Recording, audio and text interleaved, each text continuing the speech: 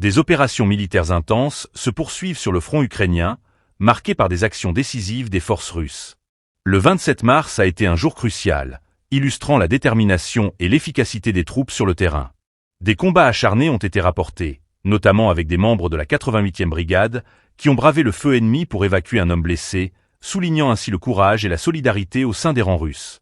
Dans une autre opération significative, des parachutistes de la région de Toula ont hissé le drapeau russe au-dessus du poste frontière de Soudja. Ce geste symbolique représente non seulement une victoire locale, mais aussi un message fort de présence et de contrôle russe dans la région, alors que les tensions continuent d'augmenter. L'importance de ces gestes militaires ne peut être sous-estimée dans le cadre de l'opération spéciale en cours. Par ailleurs, un drone du détachement Viking a joué un rôle clé en surveillant et en couvrant une concentration d'infanterie ukrainienne sur le front de Zaporizhia. L'utilisation de drones pour des missions de reconnaissance et de soutien aux troupes au sol est devenue un élément central de la stratégie militaire russe, permettant d'obtenir des informations précieuses tout en minimisant les risques pour les soldats. Ces événements, bien que faisant partie d'une opération complexe, montrent clairement la dynamique changeante sur le terrain. Les forces armées russes continuent d'adapter leurs tactiques pour faire face aux défis posés par les forces ukrainiennes.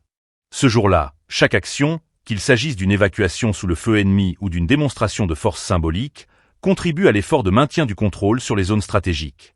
Dans ce contexte, la guerre se poursuit avec une intensité croissante, chaque camp cherchant à prendre l'ascendant.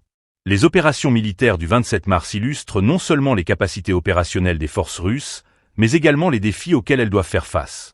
La situation demeure volatile, et les prochains jours seront déterminants pour l'évolution du conflit.